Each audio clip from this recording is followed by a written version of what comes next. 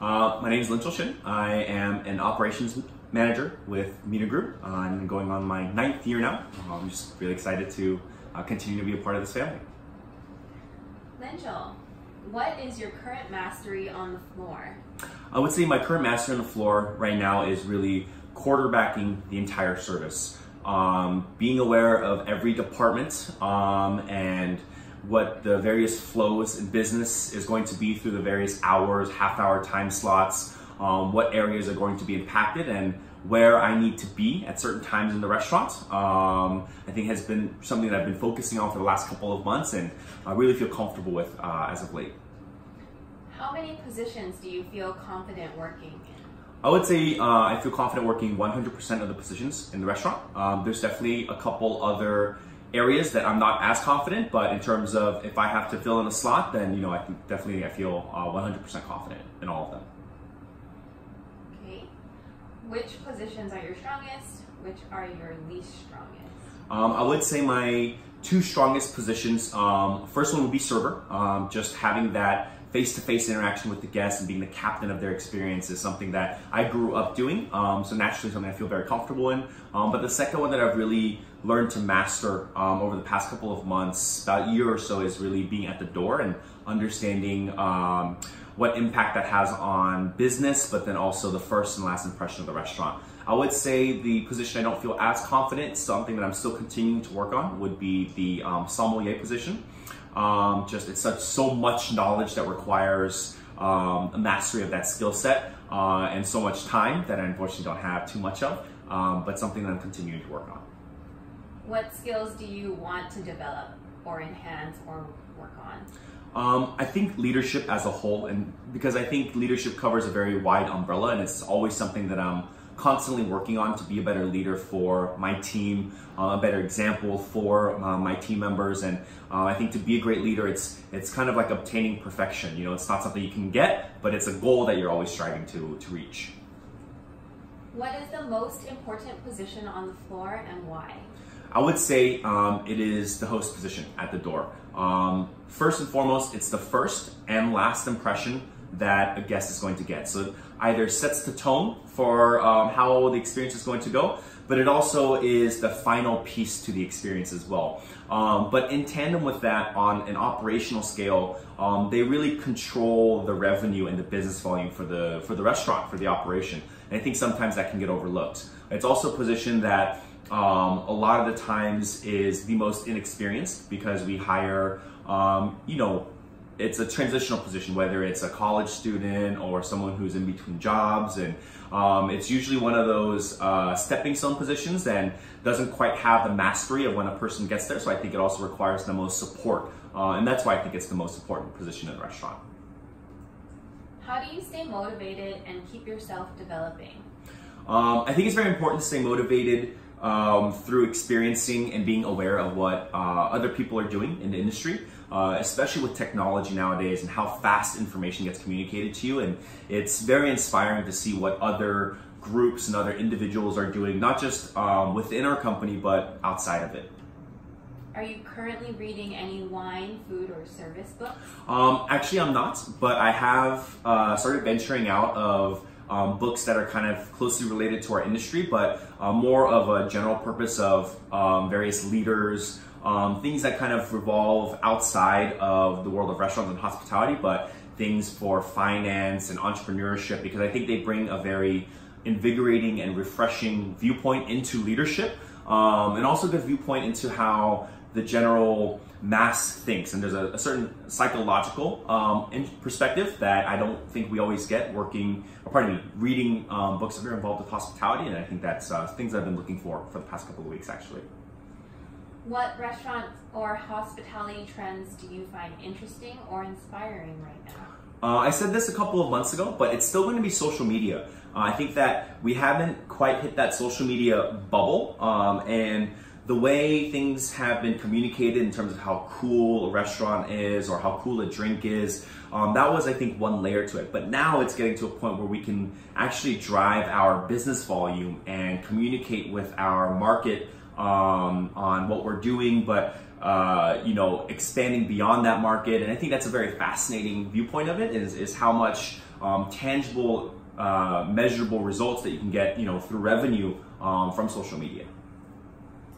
What restaurants, hospitality professionals, or chefs do you follow on social media? I've actually been a really big fan of trying to follow a bit more of those chefs that have a bit more of like a work-life balance. I've always been a big fan of Daniel Hu, just because he's showcases a lot of what we practice a lot in MENA Group, which is personal health and fitness and work-life balance, if you will, in terms of making sure that we're taking care of ourselves so that we can take care of other people, and he's always shown on his Instagrams, he's a big runner, but also, finding the time to do that is very, very important, and I think that in MENA Group, we do a fantastic job of trying to set ourselves up on a platform where we're not going out every single night and drinking whiskey when we get stressed out, but maybe hitting the gym for a couple of minutes and taking care of our bodies, and because that's very important in the long run too, is to keep ourselves sustainable. So it's always been very inspiring, and let's say within the group, it's always been a big topic for us, but even outside of it, it's nice to see that there's some connection between all of that. Describe the perfect service.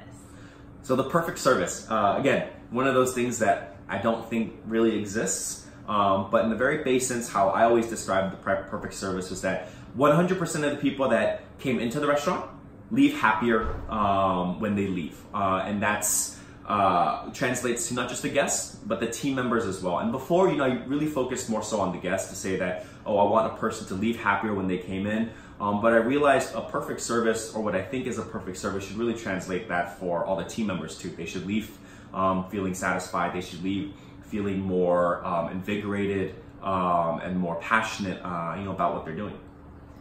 And how does a leader influence what you just described?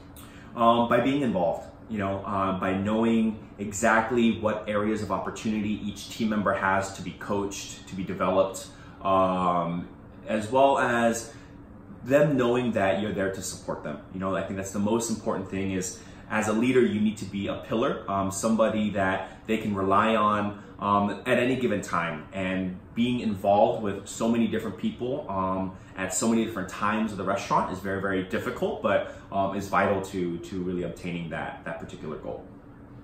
And what are the steps, measures needed to get there? It's really just about preparation, knowing exactly what's going to happen and when, having all the tools that you need, what we like to call, mise en place, to be successful for the night. And also building that relationship with your teammates, getting involved, asking them about their personal lives, how are their kids doing? How is their family? Because if they don't feel that connection with you on a personal level, they'll never really feel that on a professional level or trust you on a professional level. So I think that's very important to build those two things up. Okay. What are the standard timings for the following? Table greet. Should be within 1 minute, 60 seconds of the entire table sitting down. Cocktail order. The cocktail order should be taken within 5 minutes of the guest sitting down. Cocktails delivered. Within 5 minutes of that order being taken. Order taken. The full order should be taken ideally once the party is complete, within about 10 to 15 minutes, depending on which outlet you are in. Appetizers on the table. About 10 minutes from when the order has been sent to the kitchen. Entrees on the table. About 10 to 12 minutes. And desserts on the table. Same time frame, about 10 to 12 minutes. Describe the expediting system in the restaurant in detail. So the expediting system in the restaurant has definitely evolved and become a very crucial aspect of what we do. We are a chef-driven company, so in our restaurants, the kitchen controls the flow of service, and that's designed to make sure that each dish is plated up perfectly, but also sent out within that perfect window that I've just explained, which is what we have calculated and designed to be the most fluid and best possible experience for the guests. So the expediting system is chef's communication to all of the cooks to make sure that each dish is coming up at an exact time, which correlates with the experience of each guest. Why is the table checker such an important position? So the table checker is probably the most vital position. that translates between front of the house and back of the house. Now, they're really the bridge, which is why they're so important to keep that fluidity between the kitchen and as well as the dining room. So the table checker essentially has to check every single table for every single course, for every single night, to make sure that the timing is going to be appropriate. So if the diners want to take a little bit more time, then we need to slow those courses down. But we need to slow that course down prior to the food being made. So that requires a lot of intelligence, awareness of certain signals that we're looking for to make sure that we're slowing it down in an appropriate time frame, or speeding it up on the flip side of things. So there's a lot of pressure on that one particular role, and not something that everyone can do. So very, very important role to communicate between what's going on in the dining room and in the kitchen. Describe the daily manager meeting in detail. So this is probably the most important tool that we have in all of our restaurants. I would say really in any restaurant, but this is specific to our group. So the daily manager meeting compiles all the necessary information from the service from the prior night, as well as the current one for the day, and then the one after. So it starts with us reviewing our covers and our revenue breakdown, as well as every manager that was involved and their notes from the previous service. It has a very thorough breakdown of if we were a better restaurant and why, and also why not. A synopsis of what happened in the service prior, a breakdown of all the VIPs that came in, how their experience went, what we did for them. If there was any anomalies during the service, it explains that as well. There's a breakdown for beverage service, for PDR notes, as well as a specific section that lays out for kitchen notes as well, everything from facilities to staffing, to service, to additional food notes such as 86s.